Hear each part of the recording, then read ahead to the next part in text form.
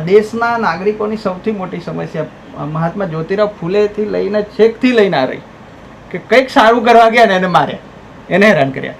પીડા એ છે લોકોની કે જ્યાં સુધી એમની સાથે કંઈ દુર્ઘટના ના બની જાય ત્યાં સુધી એ નહીં જાગે. કહે છે ને કે હું બક્ષીપંચ છું, હું ST/SC છું.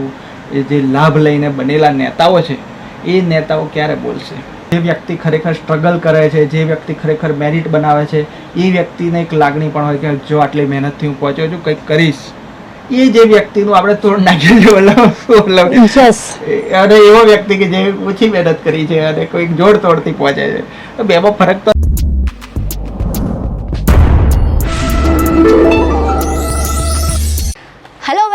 નમસ્કાર, સ્વાગત છે તમારું ફરી એકવાર. આજે આપણી સાથે છે જયેશભાઈ વરિયા. આમ તો તમે એમને અનેક ન્યૂઝ ચેનલમાં હમણાં છેલ્લા થોડા દિવસથી જોઈ ચૂક્યા હશો, એમના વિશે થોડી ઘણી વાતો પણ સાંભળી હશે. ખાસ કરીને હાલ જે મામલો ખૂબ ચક્યો છે GPSCનો, જેમાં ST/SC OBCના વિદ્યાર્થીઓ સાથે દેખીતો અન્યાય કરવામાં આવ્યો છે, એમના ઉપર એમને ઘણા બધા ખુલાસાઓ કર્યા છે, એમનો પોતાનો અનુભવ પણ કર્યો છે. આજે એ જ જયેશભાઈ સાથે આપણે રૂબરૂ થયા છીએ અને આજે આપણે એ બાબતો ઉપર ચર્ચા કરવાની છે જેના ઉપર હજી સુધી ચર્ચા થઈ નથી. એટલે એવું ના વિચારશો કે જયેશભાઈને તો આપણે ઓલરેડી સાંભળી લીધા છે, તો હવે આપણે એને એ વસ્તુ પાછી નથી સાંભળવી. આજે તમને એ જાણવા મળશે જે તમે પહેલા જાણ્યું નહોતું. તો જયેશભાઈ, સ્વાગત છે તમારું અમારી સાથે. ખૂબ ખૂબ આભાર બેન. અને તમે જે ખરેખર ચલાવી રહ્યા છો સોશિયલ મીડિયામાં, તમારો જે પ્રયત્ન છે એને હું બિરદાવું છું. કેમ કે આ રીતે જે તમે બધાને એક પ્રકારે પ્લેટફોર્મ પણ આપી રહ્યા છો. ન્યૂઝ ચેનલો છે એ પણ એમનું કામ કરી રહી છે, પણ જે સોશિયલ મીડિયામાં જે તમારી જેમ જે યુવાનો આગળ આવી રહ્યા છે એ એક ઉદાહરણ છો તમે પોતે અત્યારે, કે તમે બહુ સરસ કામ કરી રહ્યા છો. Thank you so much. અને આમ તો અમારે તમને પણ બિરદાવવા જોઈએ કે જે રીતે તમે આગળ આવ્યા છો ને આ મામલામાં. કારણ કે જ્યારે પણ આવો કોઈ અન્યાય થાય છે ને, લોકો આગળ નથી આવતા, ડરી જાય છે, ખાસ કરીને સરકારી માહોલમાં.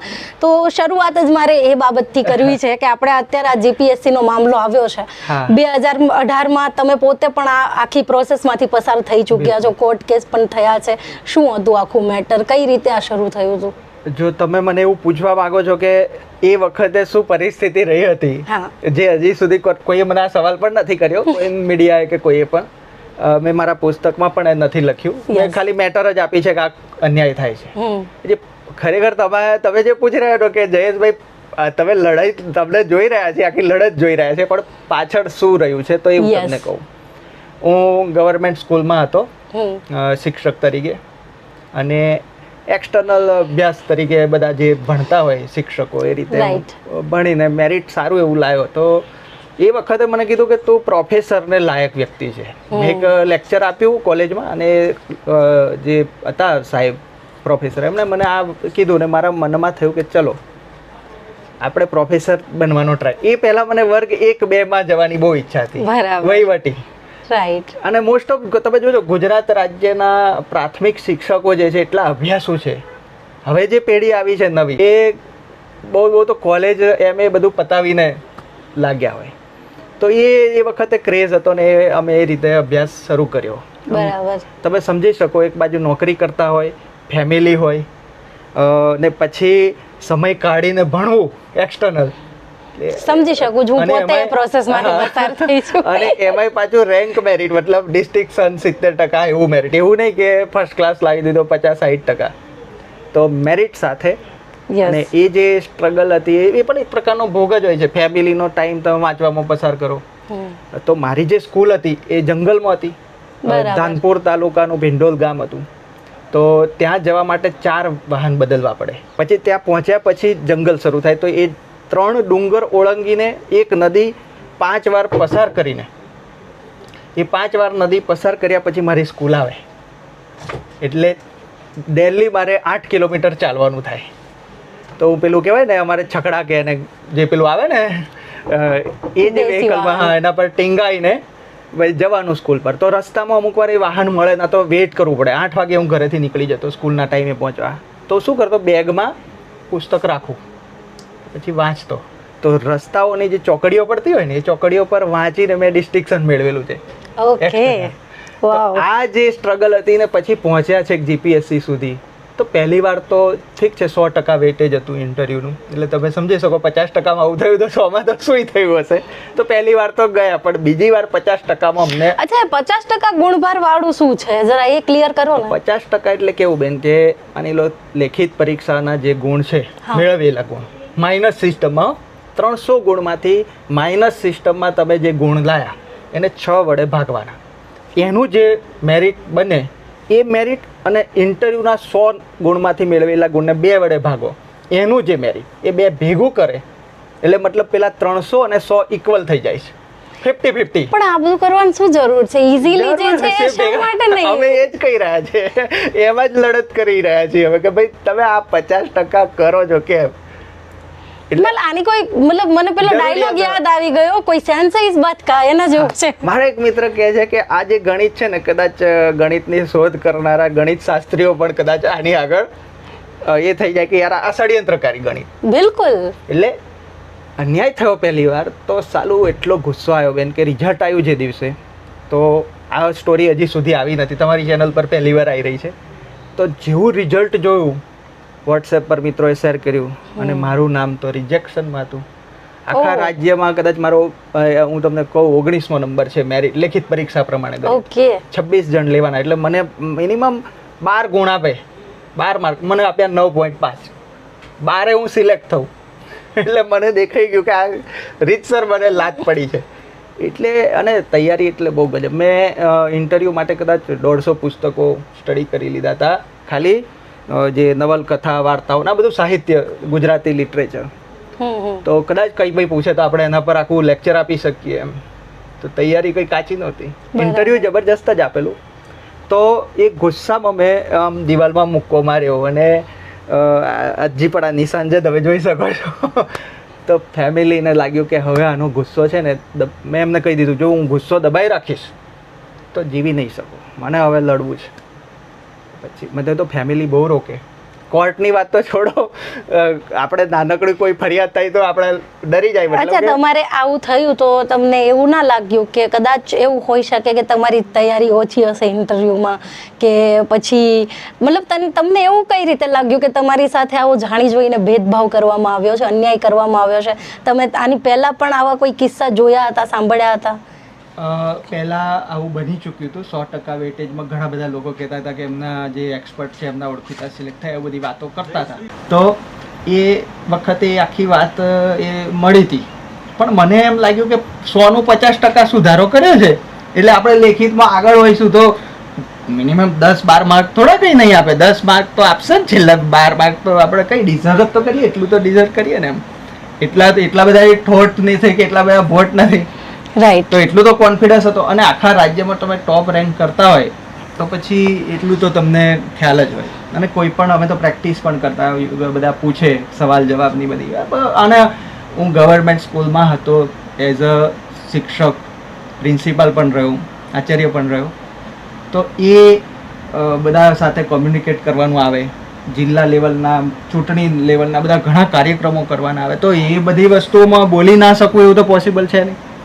તો એક ખ્યાલ આવી ગયો કે ભાઈ, અને પછી જે મને હકીકતો મળી એનાથી સાબિત થયું કે ભાઈ લિટરલી આમાં જે ગુરુચેલાવાદ ને આ બધું થયું છે. ને તમે ઘણા બધા ન્યૂઝમાં મેં બતાવ્યું છે, લડત કરી એની સામે. તમને હું કહીશ કે ઇન્ટરવ્યૂ પ્રથા તો છોડો, જે બાયસ હોય છે જે ઇન્ટરવ્યૂનું એ કેવું હોય છે હું તમને કહું. આમાં કોઈ લડતું નથી ને એટલે એટલું મનસ્વી થઈ ગયું. વડોદરા મ્યુનિસિપલ કોર્પોરેશનનો એક કેસ મને જાણવામાં, મેં આ જે પુસ્તક છે એમાં છાપ્યું છે, તમે બતાવી શકો? યસ. તો લેખિત પરીક્ષામાં ટોપ મેરિટ, ઇન્ટરવ્યુમાં પણ ટોપ મેરિટ. જે 5 જણ સિલેક્ટ જગ્યા કરવાના હતા એમાં પણ એ ટોપ મેરિટ. આખું બધામાં 5 કેન્ડિડેટમાં ઉમેદવારોમાં એઓ પહેલા નંબર પર છે વ્યક્તિ. ઈડબ્લ્યુએસ માં છે ને? હા, ઈડબ્લ્યુએસ માં છે ભાઈ. હા. એટલે એનું જે મેરિટ છે એની જે જાહેરાતમાં સૌથી પહેલા નંબર પર. હવે લેખિતય પૂરું થઈ ગયું, ઇન્ટરવ્યુ પૂરું થયું, બંનેમાં ટોપ કરી લીધું. હવે સિલેક્શનનો નિયમ શું કે એક જગ્યા છે તો એક જણ જે સૌથી ટોપ બેસ્ટ છે જે મેરિટમાં આવે લેવાનો હોય, રાઈટ? બરાબર. આ બધું પૂરું થઈ ગયા પછી ચોથા નંબર વાળાને લીધો. એ ભાઈ બી હાઈકોર્ટમાં ગયો, કેસ લડી રહ્યો છે. હવે ખબર નહીં એના કેસનું શું જજમેન્ટ. આ સ્ક્રીન ઉપર તમને દેખાતું જ હશે, તમે ચાહો તો વિડિયો સ્ટોપ કરીને પણ જોઈ શકો છો. આ જે થયું હતું એ રિયલ કેસ છે. હા જી એ ભાઈ હજી મારા સંપર્કમાં છે, મને ફોન પણ કરે છે. હવે એમને અત્યારે લેટેસ્ટ શું એમનું સ્થિતિ છે, મેં હાઈકોર્ટમાં એમને કેસ કર્યો છે. હજી ચાલુ છે લડત? આનાથી વધારે બીજું શું જોઈએ એમ, મતલબ કે તમે કોર્ટમાં જાઓ 4-5 વર્ષ સુધી, આનાથી બેસ્ટ ઉદાહરણ કયું હોઈ શકે કે ભાઈ આ તો મતલબ એમના જ લોકોને સેટ કરવા માટે ઇન્ટરવ્યુ લઈ રહ્યા છે. ઓકે જયેશભાઈ, અહીંયા મારે એક સવાલ મને બીજો બી આવે છે કે નોર્મલી આપણે એવો સુર સંભળાય છે કે ઓનલી એસટી એસસી ઓબીસી સાથે અન્યાય થાય છે. આપણે જે બતાવ્યું છે દર્શકોને ઈડબ્લ્યુએસ ના વિદ્યાર્થી સાથે થયું છે, તો આમાં એવું કહી શકાય કે આમાં પ્યોર મતલબ કાસ્ટિઝમ જ છે? જો જે સત્તામાં બેઠો હશે જે બી વ્યક્તિ, એ વ્યક્તિને એવું થશે કે મારે મારા સમુદાયનું ભલું કરવું તો કરી શકે છે. જાતિનો એંગલ કેવી વસ્તુ છે, મનમાં હોય છે. કોઈ બહાર કોઈ સર્ટિફિકેટ બતાવતો નથી કે હું જાતિ રાખું છું મનમાં કે નથી રાખતો. રાઈટ. કોઈ એમ થોડો કહેવાનો લે મારી જોડે સટ હું જાતિવાદી છું એવું બતાવશે કોઈ? મતલબ આપણે સમજવાનું છે કે એ એંગલ જે છે જાતિ આધારિત ભેદભાવ થવાનો, એને આપણે કઈ રીતે બાયસને ઘટાડી શકીએ. તો કે ઇન્ટરવ્યુ નાબૂદ કરી દો, અથવા તો ઇન્ટરવ્યુનું જે ગુણભાર છે એ ઓછા કરી દો. એ નથી કરી રહ્યા. એટલે આ બધા ગીત મારી લડતમાં જે રહ્યા એ લોકોને બતાવ્યા મેં, અને એ જે મને આક્રોશ હતો મારા પરિવારે, મારા પત્ની, એ બધાએ મને રોક્યો. એ બધા બહુ કહેવાય ને એકદમ ધાર્મિક અને એકદમ સંસ્કારી અને બધી કોઈ કંકાસ ના કરે. કોઈ મારી જાય તો ભાઈ કહેશે આપણે નહીં લડવાનું એવું સમજાવવાવાળા. પણ મારો સ્વભાવ આખા ફેમિલીમાં અલગ છે. કોઈ આવે છે તો દેખ લેંગે દેખો સામે પછી એ આપણે બે મારશે તો આપણે એક તો મારી જ શકીશું, એવો એટીટ્યુડ છે મારો, અલગ છે. તો એને મને ખબર છે કે આને જો રોકીશું ટોકીશું તો વધારે પીડાશે, એના કરતાં એને લડવા દઈએ. તો પછી મારા ફેમિલીમાંથી મારા પિતાએ મને કીધું કે તું લડ જા. તો હું કોર્ટ મેટર કરવા ગયા અમે, તો અમને તો પહેલાં એન્ટ્રી જ ના પડે ગુજરાત હાઈકોર્ટમાં. કેમ એવું? એમાં બધું ચેક કરે અને તમે શા કારણથી આવ્યા છો. તો અમને તો એવું આઈડિયા ના આવે કે ભાઈ આપણે કોઈ પણ એડવોકેટનું નામ આપવાનું કે જેથી કરીને અંદર જવા મળે. આ એક પ્રોસિજર છે, એમાં ખોટું કશું નથી, પણ અમને ખબર નહોતી. કે જિંદગીમાં ક્યારે અમે પોલીસ સ્ટેશનનું પગથિયું નહીં ચડેલા, સીધા હાઈકોર્ટમાં અડી ગયા જઈને. તો એ વખત કશું એવું હતું નહીં કે ભાઈ બસ ન્યાય થવો જોઈએ, આપણો અન્યાય થઈ ગયો છે તો આપણને ન્યાય મળી જાય. એ તો છોડો, હવે આપણે લડીએ તો એવો રૂલ્સ બદલીએ. મને સૌથી પહેલું એ થયું હતું કે આ વસ્તુ બદલીને જ રહીશ, કેમ કે આ વસ્તુ આપણા રાજ્યના યુવાનોને નડી રહી છે. મને જેવું નડ્યું કોઈને ના નડવું જોઈએ. એટલે બીજી જાહેરાત આવી, બીજી જાહેરાતમાં સિલેક્શન મળ્યું, છતાં પણ હું આજે લડું છું. એનું કારણ જ આ છે, આ લાગણી છે મારી દેશ પ્રત્યેની જે ભાવના. તમે કહો છો ને દેશ ભાવના, કે લોકો બોલે છે કે આપણે દેશભક્ત છીએ, તો હું બધાને એ જ કહેવા માગું છું કે તમે દેશભક્ત છો તો પછી દેશની સમસ્યાઓ, દેશના પડકારો સામે ઊભા કેમ નથી? એને કેમ તમે એ જોઈને કેમ સંતાઈ જાવ, કેમ બોલવાનું બંધ કરો? પણ તમને ખરેખર એવું લાગે છે કે તમે એકલા આખી સિસ્ટમ સામે લડી શકશો કે ચેન્જ કરી શકશો કશું? તમે મને એમ કહો ભગવાન બુદ્ધે એવું વિચાર્યું હોત કે મારા બોલવાથી પરિવર્તન નહીં આવે તો એ અહિંસાનો ઉપદેશ આજે આટલો મોટો બનતો? એટલા ઘણા ઉદાહરણો, હું તો એક ભગવાન બુદ્ધની વાત કરું છું, એ સિવાય પણ ઘણા ઉદાહરણો કહું.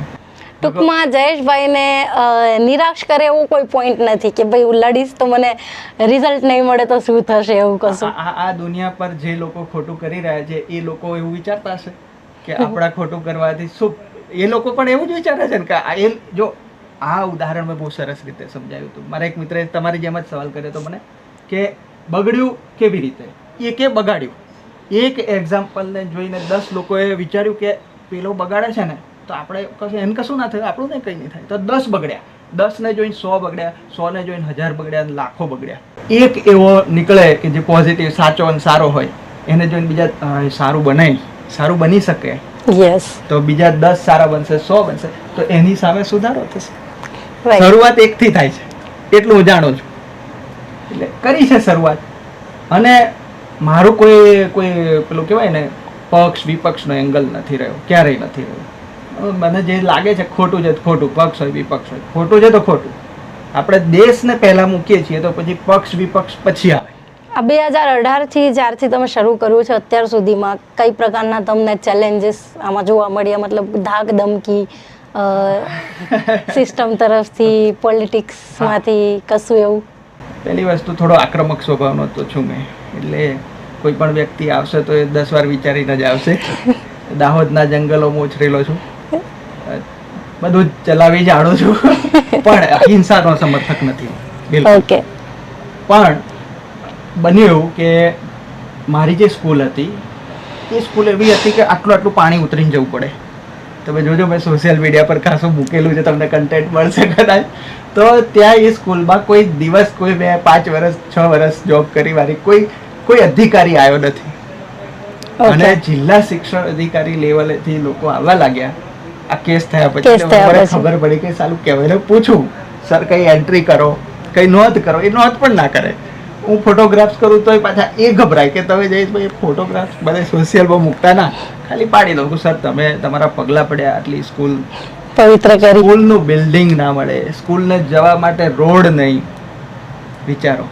મને મહાત્મા જ્યોતિરાવ ફૂલે બહુ યાદ આવતા, કેમ કે એક પેલી જે સાવિત્રીબાઈ ફૂલે વિષયની જે તમે આખી સ્ટોરી, અત્યારે તો મૂવી આવ્યું છે, યસ, તો લોકો જાણી રહ્યા છે. કાદવ કીચડ ફેંકતા, અમે બસ એ કાદવ કીચડમાં 10 વર્ષ સુધી ગયા. અને એ સ્કૂલમાં જે સ્ટ્રગલ કરી છે એની આખી એક કહાની લખી શકાય એવું છે. કદાચ લોકો એવું જોતા કે મારું ઘર બનાવું, મને 24 કલાક સ્કૂલનું બિલ્ડિંગ બનાવવું એવું સપનું રહેતું હતું. એક શિક્ષક તરીકે ઘણા, હું જ છું એવું નહીં કહેતો, રાજ્યમાં તમે જોજો, ગુજરાત રાજ્ય પ્રાથમિક શિક્ષકો આવા તમને બહુ મળશે. અને એટલે જ આપણું ગુજરાત રાજ્ય પ્રાથમિક શિક્ષકોના કારણે જ, એવા જે જીવવાળા છે ને પ્રાથમિક શિક્ષકો, એ લોકોના કારણે જ અત્યારે આ ગુજરાત આટલું સુંદર છે. પણ હવે શિક્ષકોની ભરતી પણ બંધ થઈ ગઈ છે ને અત્યારે, તો કોન્ટ્રાક્ટ બેઝડ આવી ગયું છે. હવે તમને લાગે છે કે આવા જીવવાળા કે આવા મતલબ વળગીને પોતાનું કામ કરવાવાળા લોકો આવશે ખરા સિસ્ટમમાં? આમાં જો આપણે સમયસર આપણે કોઈ વ્યક્તિને ડિઝર્વ કરતો હોય ને એને જો એ પહોંચાડીએ નહીં તો એ વ્યક્તિ પછી બહુ ડિસ્ટર્બ થાય ને એનું બદલાઈ શકતું હોય છે, બની શકે છે. પણ એ જે શિક્ષકોની તમે વાત કરી એમાંય જગ્યાઓની ફાળવણીમાં ને બધામાં અત્યારે જે અનામત નીતિ પ્રમાણે નથી થયું, રોસ્ટર બરાબર નથી કર્યું, આ બધા પ્રશ્નો થઈ રહ્યા છે. એટલે શિક્ષકોની આખી એક પેઢી આપણે એમ કહેવાય ને ગુમાવી ચૂક્યા છીએ એમ કહું છું. શિક્ષકો ગુમાવી ચૂક્યા છે ને હવે જે છે વ્યવસાયકો છે, આઈ થિંક જસ્ટ પગાર લઈને પોતાનું કામ કરે છે. ખરેખર એમને પેલું પોતે શિક્ષક હોવાનું જે પહેલાના શિક્ષકોમાં જે હતી ને એ વસ્તુ દેખાતી નથી. કેમ કે વિઝિટિંગ લેશો તમે, હવે એ તો આજે હાજર થયો અને તો દિવસો પર પગાર મળે છે, કલાકો પર મળે છે, તો એ તો શું કરશે ભાઈ, આજે કામ કરીશ કાલે તો કોઈ ગેરંટી નથી. તો એ તો પછી લાગણી એની, જે હું કહું છું ને કે મને મારી સ્કૂલ માટે કેવો મારું ઘર બનાવવું, એનું બિલ્ડિંગ બનવું જોઈએ, એવો જીવ રેડાયો. કેમ રેડાયો? આ પોતાના પણ કેમ એટેચ થયું, કેમ કે પરમનન્ટ હતો ને ત્યાં, હું છું જ, મારા સિવાય કોઈ નથી, હું જ છું ત્યાં. તો એ જે ભાવના છે આ વિઝિટિંગ પ્રવાસી શિક્ષકોમાં કેવી રીતે લાવવાની? તો બી મેં એવા પ્રવાસી શિક્ષક જોયા બેન કે એ લોકો એટલું, જે દિવસો અમને શિક્ષકનો રોલ ભજવવા મળ્યો છે તો અમે પૂરા ઈમાનદારીથી પૂરા ઉત્સાહથી ભજવીએ, એવાય પાછા મેં જોયા. એટલે એવું ના કહી શકાય એ એમની પ્રામાણિકતા, પણ એક રીતે વિચારીએ લાંબા ગાળામાં તો કોઈ વ્યક્તિ કનેક્ટ નહીં થાય, ના થઈ શકે શાળા સાથે. અને સરકારી શાળાઓની સ્થિતિ ઉપર આપણે ચર્ચા કરીએ તો એ બહુ જરૂરી છે કે સુધરે. તો એ વખતે તો હું એ સિસ્ટમમાં રહીને એ સિસ્ટમ સામે બોલતો હતો, ત્યારે બધા લોકો કહેતા કે ના બોલશો કેમ કે આપણે શિક્ષક છીએ, સસ્પેન્ડ કરી દેશે. તો આજે સસ્પેન્ડ કરવાનો કે આજે બધો ડર છે એ ખરેખર જો બુદ્ધિ જ, મારો એક સવાલ રહે છે કે સૌથી બુદ્ધિશાળી લોકો કયા? શિક્ષકો, પ્રોફેસરો, વકીલ, આ લોકોને. એ લોકોને આપણે સસ્પેન્ડ થઈ જશે એમ કરીને ડરાઈશું અને એ લોકો જ નહીં બોલે તો દેશને કેટલું મોટું નુકસાન. બિલકુલ. તો આજે કોઈ બોલ્યો કે કોઈ વિરોધમાં ટિપ્પણી કરી કે કોઈ પણ, હું તો ત્યાં સુધી કહું છું કે દરેક વિરોધી કે પ્રશ્ન કરનારો તમારો વિરોધી નથી. એ ઈચ્છે છે કે દેશમાં વધારે સારું થાય. એને કઈ બધા જ કઈ વિપક્ષ વાળા નથી હોતા એકચ્યુઅલી. પણ આજના ટાઈમમાં એવો નેરેટિવ જ સેટ છે કે સવાલ પૂછ્યો એટલે તમે વિપક્ષના જ છો, તમે સત્તા પક્ષના વિરોધી છો, દેશ વિરોધી છો, ટુકડે ટુકડે ગેંગના છો, અને કેટલાય લેબલ આપી દે. મારી ચેનલ છે ધ ટ્રાયલ ટાઈમ, એમાં મેં થોડા 2 દિવસ પહેલા જ માનનીય ચેરમેન શ્રી દિનેશ દાસાના કાર્યકાળ વિશે વિડીયો મૂક્યો છે. એમાં મેં એમના બહુ પોઝિટિવ વાતો મૂકી છે, કેમ કે ખરેખર પોઝિટિવ એમને સુધારો કરવાનો પ્રયત્ન કરેલો. તો એવું થોડું છે, એમના જ કાર્યકાળમાં મારી સાથે અન્યાય થયો છે, એમના કાર્યકાળ સામે લડ્યો, મતલબ એમના સમય દરમિયાન મારે લડવા થયું. તો પણ એવું મનમાં એવું કોઈ પેલું અભિપ્રાય નહીં કે ભાઈ, તો એ જે આપણો વિરોધ અન્યાય સામે છે, એકચ્યુઅલી કોઈ પર્ટિક્યુલર વ્યક્તિ, સંસ્થા કે એની સામે નથી. તો જે સ્ટ્રગલ રહી એ રહી કે કોર્ટમાં પહોંચ્યા તો કોર્ટની અંદર વકીલ જોયા તો બધા સુપરમેન જેવા લાગે. મારા મિત્રને હું કહું જો કેવું બધા પહેરીને એવું માહોલ જે જોયો પહેલી વાર. આપણે એક ગામડામાંથી નીકળેલા જ નહીં, રતનમાલના જંગલોમાં રહેવાનું, એટલે આવીએ આમ શહેરોમાં પણ એનો મતલબ આપણે પેલી રીતે નહીં કેળવાયેલા નહીં એ રીતે, પણ પછી એ બધું અથડામણોથી માણસ ઘડાય. અને હું પણ ઘણું શીખ્યો છું, અને શીખવાથી હું એક વસ્તુ કહીશ બધાને કે અન્યાયનો સામનો કરવાથી તમને જબરજસ્ત તાકાત મળશે. તમારા અંદર આત્માની જે તાકાત કહો છો લોકો એમાં માનતા હોય, ઘણા ના માનતા હોય, પણ તમારી કોન્ફિડન્સ ડેવલપ થાય એટલે એ આંતરિક શક્તિ જે છે ને તમારી અંદરની કોન્ફિડન્સની એ બહુ મજબૂત બનશે. અને કદાચ તમે ધાર્યું નહીં હોય, વિચાર્યું નહીં હોય એ લેવલ પર તમે પહોંચી શકો છો. એટલે એવું નથી કે આપણો શું ફાયદો એમ કરીને જ લડવાનું, હંમેશા એવું ના જોવું જોઈએ. કંઈક ખોટું છે તો યાર લડો, દેશ તમારો. આપણું ઘર આપણે રોજ કેવું સાફ કરીએ, મને એક મિત્રએ ચેનલમાં પૂછ્યું કે તમે તમારું ઘર રોજ સાફ કરો છો કે નહીં, તો કરીએ. તો આપણો દેશ પણ બધા વૈમનસ્યના કચરાથી ના ભરાઈ જવો જોઈએ. એ વૈમનસ્યોને આપણે થોડા સાફ સફાઈ કરતા રહેવું જોઈએ. બધા જ એવું વિચારશે મારે શું, તો પછી કોણ બોલશે? સવાલ એ છે. મોટો દેશ છે, કોઈ એક વ્યક્તિ તો નહીં ચલાવી શકે. પણ એમ નહીં, ક્યારેય તમને આમ એવો કોઈ અનુભવ નથી થયો કે એવી કોઈ ધમકી આવી હોય કે ભાઈ વાત આખી ફેમિલી ઉપર આવી ગઈ હોય અને તમને એમ થયું હોય કે શું કરું હવે, છોડી દવા લડાઈ કે કન્ટિન્યુ રાખવું, એવો કોઈ પ્રસંગ બન્યો છે ખરો? ફોન આવ્યા હતા એ વખતે, ઘણા લોકો ફોન કરે તને બહુ આવી જાય આમ થાય તેમ છે, ફોન પર ધમકી આપે. પછી આપણે કઈ હા તો ક્યાં આવું, તમારે મને મારી લેવું છે, ક્યાં આવું બોલો. એટલે પછી એ થાય. પછી અમારી એક ટીમ ગબ્બર કરીને હતી, એ બહુ બધા જ જિલ્લાઓમાં બની હતી. એ લોકો અમારા બધા મિત્રો જે હતા એમને આ રીતે નિર્માણ કર્યું હતું. તો હું કહું કે ટીમ ગબ્બરના કોઈ મિત્રને કહું કે જા, તો ત્યાં મળવાઈ જઈ આવે એવું. એટલે પછી જે લોકો કોલ કરતા હતા એ લોકોને મેં કીધું કે હું દાહોદ રહું છું, આવી જાઓ, તમારે ચા પાડી સ્વાગત કરીશ. એટલે એ પેલો જુદા એંગલ, હું ખરેખર એમ કહું કે આવો મળીએ એમ, જુદું સમજે. એકચ્યુઅલી ધમકી આપનારા લોકોને હું એ કહીશ કે ભાઈ તમે ખુદ તો લડી શકતા નથી, સત્યનો અવાજ બનવાની તમારામાં ત્રેવડ નથી, કોઈ કંઈક સુધારવા માટે સારું કરે ટેકો બનો ને યાર, એનો શું કરવા એને અડચણ બનો છો. આ દેશના નાગરિકોની સૌથી મોટી સમસ્યા મહાત્મા જ્યોતિરાવ ફૂલેથી લઈને છેકથી લઈને આ રહી કે કંઈક સારું કરવા ગયા ને એને માર્યા, એને હેરાન કર્યા. એટલે ભગવાન કૃષ્ણના સમયની જે કથાઓ જોઈએ એમાં શાસ્ત્રોમાં જો લોકોને રસ હોય તો હું ત્યાંની વાત કરું, ત્યારે એમને હેરાન કર્યા. એટલે તકલીફ એ છે કે જેના માટે તમે લડો છો ને એ જ હેરાન કરશે. હા, એને એ નહીં ખબર પડે કે આ ભવિષ્ય સુધારવાની કોશિશ કરી રહ્યા છે. તો આપણે ફ્યુચરમાં આપણા, અને પીડા એ છે લોકોની કે જ્યાં સુધી એમની સાથે કઈ દુર્ઘટના ના બની જાય ત્યાં સુધી એ નહીં જાગે. આપણે કાઠિયાવાડીમાં કહેવત છે, પગ નીચે રેલો ના આવે ને ત્યાં સુધી માણસને ખ્યાલ નથી આવતો. ઓકે, તો જયેશભાઈ, એક કહેવાય ને એક સ્ટ્રગલ કરીને એક સ્ટુડન્ટ તરીકે તમે એક આખી સફર તય કરી, પછી એક પ્રોફેસર તરીકે તમે એક આખી સફર જોઈ છે, પછી એક સામાજિક કાર્યકર્તા તરીકે પણ તમે આગળ આવ્યા છો. તો હવે ફ્યુચરમાં શું પ્લાન છે? જયેશભાઈને અમે એક પોલિટિશિયન તરીકે જોઈશું ભવિષ્યમાં, અને જો તમને મોકો મળે કંઈક ચેન્જ કરવાનો તો તમે શું ચેન્જ કરશો? જો એ તો પોલિટિક્સમાં જવાનું વિચાર્યું નથી. હા, વિચાર્યું છે, બાદલો હું વિચારું. એકચ્યુઅલી આજે તમારું લુક એકદમ એક પોલિટિશિયન જેવો જ આવે છે. બહુ ગમ્યા છે કેમ કે આમાં મને બહુ રિલેક્સ ફીલ થાય છે, એટલે હું આજ પહેરીશ. મારા વાઈફને પણ કીધું, મારી પત્નીને આ મતલબ એને પોલિટિક્સ જરાય પસંદ નથી, એ મને બહુ રોકે ટોકે નહીં જવાનું એમ. એટલે એ રાજનીતિનો તો અત્યારે કોઈ વિચાર જ નથી આગળ જવાનું કે કેમ. અને રાજનીતિમાં જે લોકો છે એ લોકોને મારો પ્રયત્ન રહેશે કે તમે યાર સુધારો. તો અમારે નહીં આવું, અમારે નથી આવું, તમે સુધારો, અમારે નથી આવું.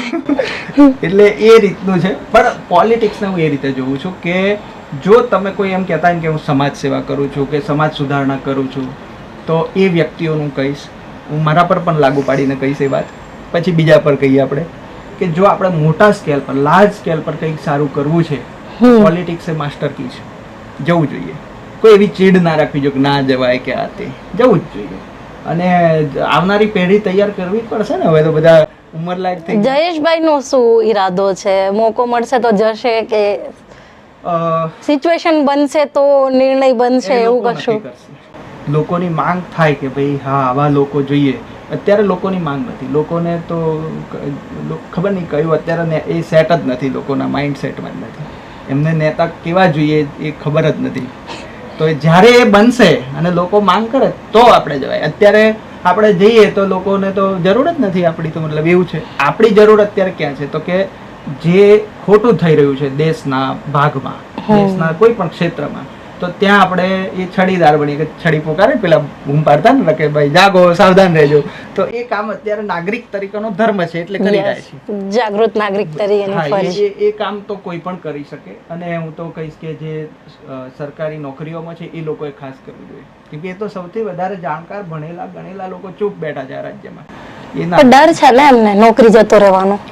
તો પછી દેશભક્તિ ના કહેવાય. એ બધા દેશભક્ત છું કે આમ છોડ દેવું જોઈએ, જિંદગીભર ના બોલવું જોઈએ, ભારતીય છું એ બોલવાનું બંધ કરી દેવું જોઈએ.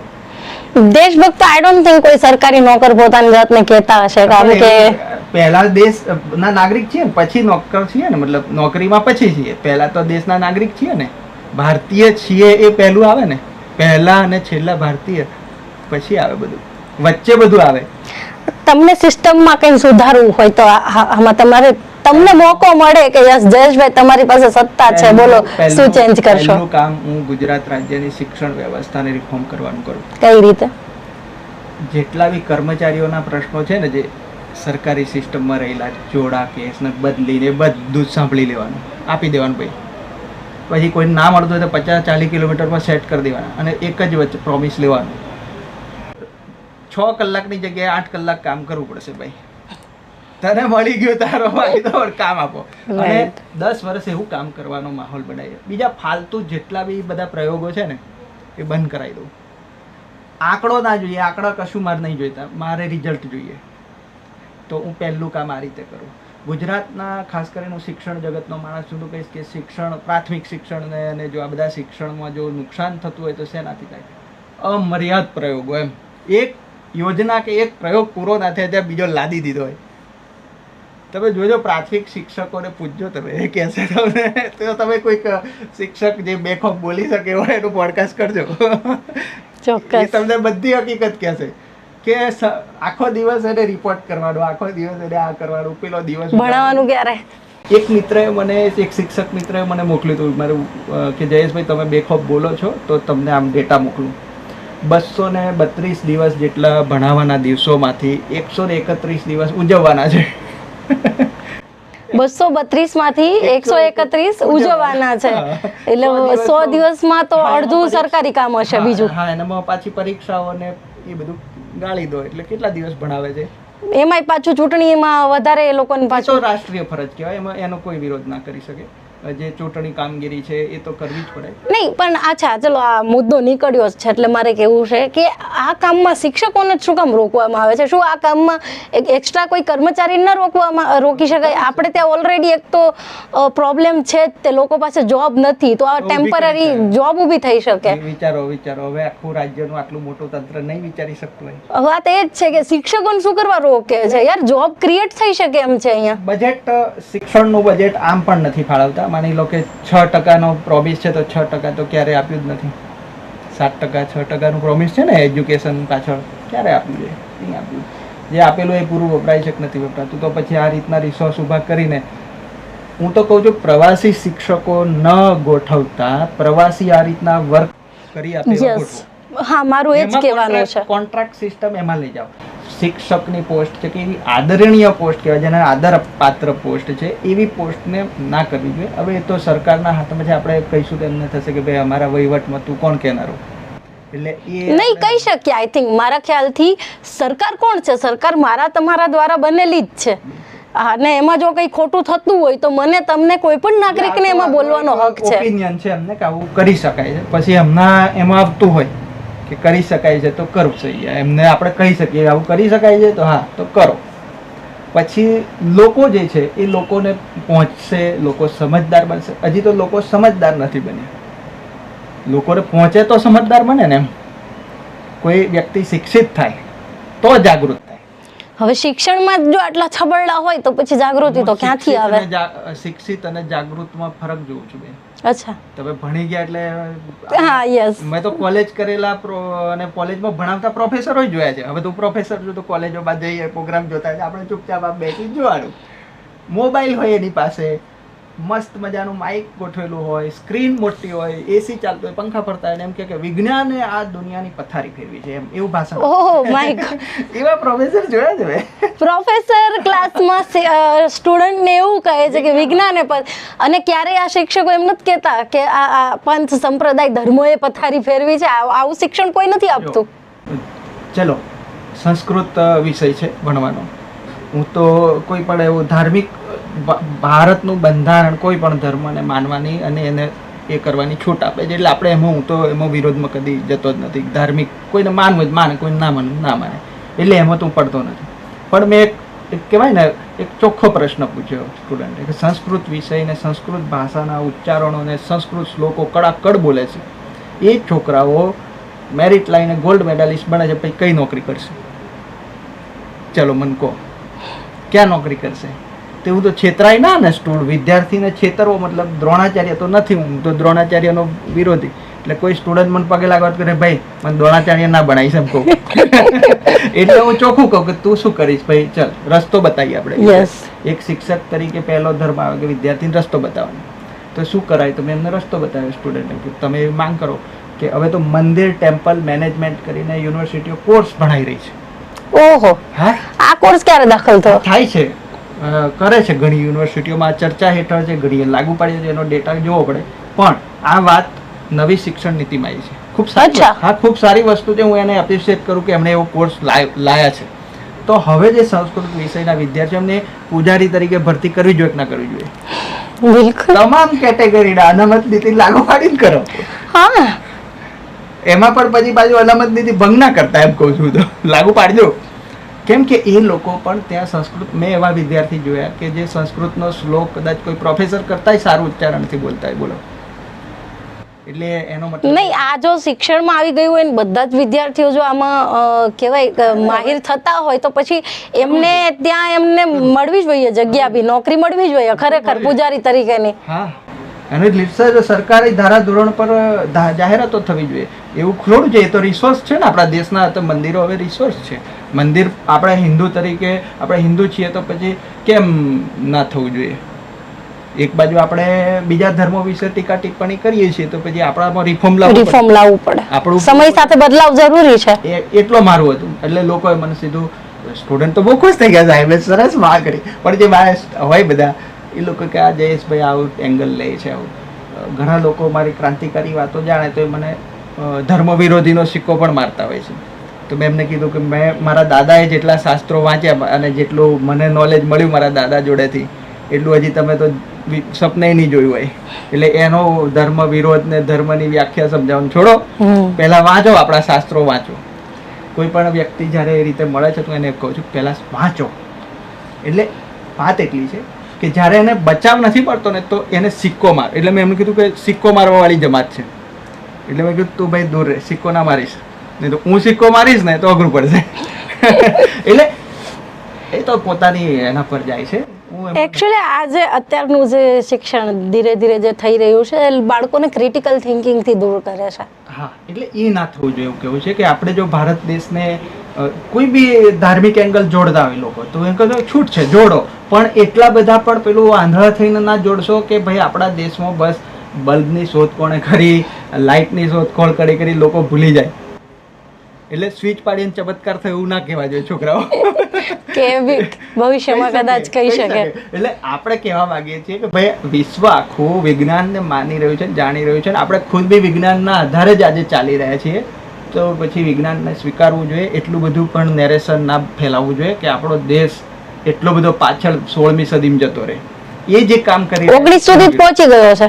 16મી સુધી જતા વધારે વાર નહીં લાગે. એટલે ચીનના લોકોએ તો ઉડતી કાર બનાવી દીધી.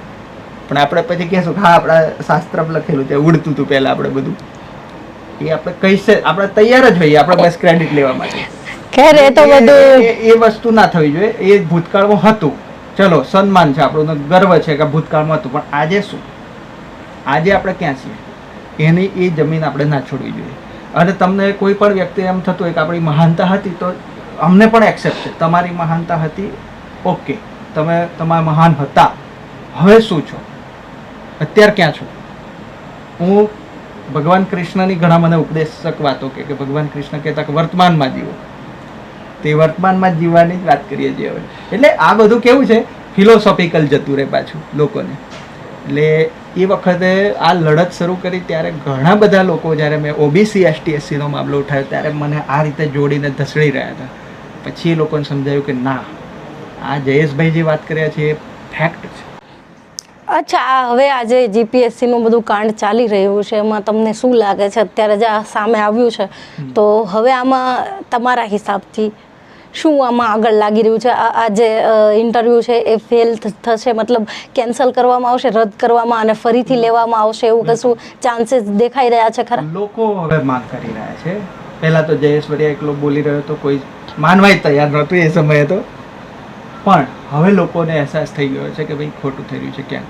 અને માનનીય હરિભાઈ ચૌધરી સાહેબે બહુ મુદ્દો ઉઠાવ્યા પછી જ વધારે આખા રાજ્યમાં આનું એ વેટેજ બન્યું મુદ્દાનું. અને એ રીતે જો જે સમાજમાંથી જે કહે છે ને કે હું બક્ષીપંચ છું, હું એસટીએસસી છું, એ જે લાભ લઈને બનેલા નેતાઓ છે, એ નેતાઓ ક્યારે બોલશે એ પણ જોવાનું રહેશે. લોકો જોશે એટલે કહેશે કે અરે આ તો આપણા છોકરો માટે, આપણા ફેમિલી માટે, આપણા લોકો માટે તો કશું કરતા જ નથી. એવું એવા ચાન્સીસ દેખાય છે ખરા કે આ ઇન્ટરવ્યુ રદ થશે, આ જે અન્યાય થયો છે એ પછી? હા, એક તો થયું હમણાં, બરાબર, તો એ રદ કરવું પડ્યું છે. રદ કર્યું છે એમ નહીં, રદ કરવું પડ્યું છે. અને લોકોનો કઈ પ્રકારનો રિસ્પોન્સ છે? મતલબ એ સ્ટુડન્ટ સામે આવી રહ્યા છે, પોતાની બતાવી રહ્યા છે આઈડેન્ટિટી કે યસ મારી સાથે આ થયું છે? પહેલા જે ડર હતો એ ઘટી ગયો છે. હવે લોકો એમ કહી રહ્યા છે કે ભાઈ આ તો ઉંમર જતી રહી, 35 વર્ષ થઈ ગયા, શું કરવાનું? હવે બોલો. લડતા જે છોકરાઓ એવું વિચારતા હતા કે આપણે વિરોધ કરીશું તો કંઈક નુકસાન થશે, એ લોકોની તો ઉંમર પૂરી થઈ ગઈ, તો હવે બોલી રહ્યા છે. ઓકે, સો મતલબ આ એક પોઝિટિવ સાઇન કહી શકાય કે યસ એટલીસ્ટ બદલાવ આવી રહ્યો છે. ઠીક છે, ધીરે ધીરે લોકો પણ સામે આવી રહ્યા છે. અને જેમ તમે કહ્યું એમ કદાચ આ ઇન્ટરવ્યૂ જે છે જેમાં છબરડા થયા છે રદ પણ થઈ શકે, એવું પણ એક પોઝિટિવ સાઇન દેખાઈ રહ્યો છે. આપણે મતલબ એક આશા રાખી શકીએ કે આવું થાય અને જેની સાથે અન્યાય થયો છે એને ન્યાય મળે.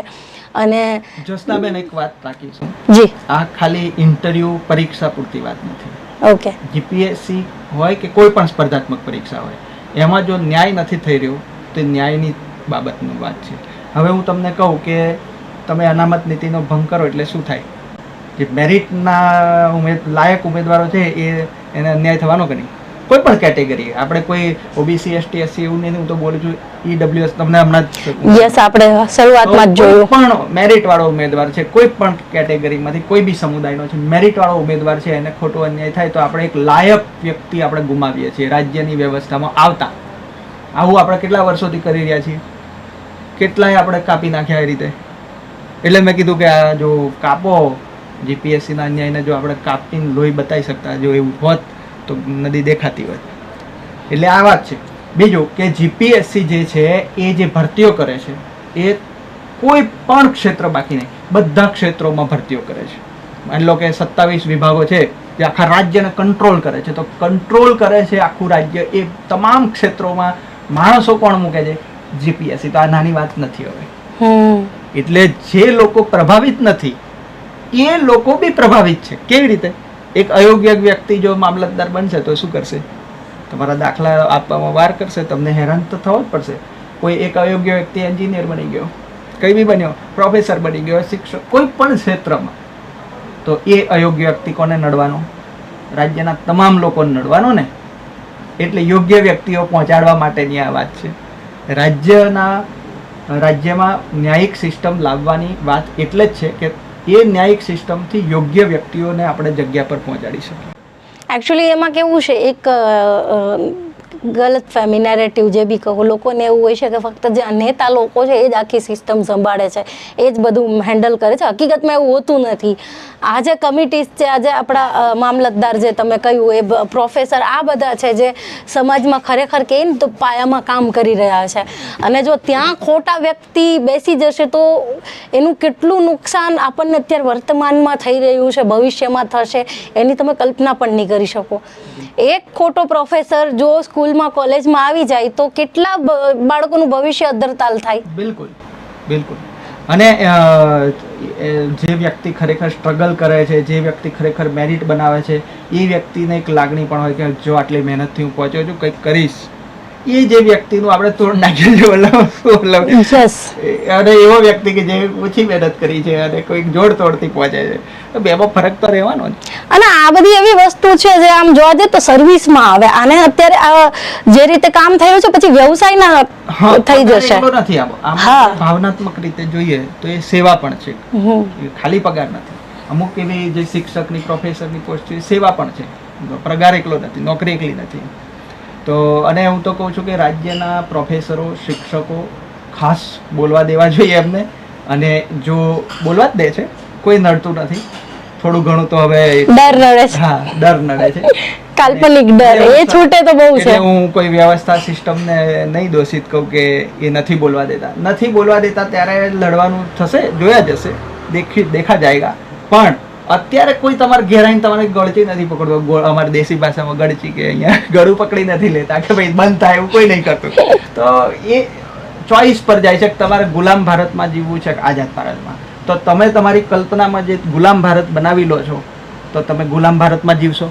તો શહીદ ભગતસિંહ ને એમણે જે આપણા દેશ માટે જે વાણીનું સ્વાતંત્ર્ય આપ્યું છે, તમને મળ્યું છે બંધારણથી, તો એમની જે લડતો રહી આ બધાની, ઘણા લોકો એવું કહી રહ્યા છે કે ભાઈ આઝાદી તો ભીખમાં મળી છે, આવું બોલનારા જોયા છે મેં.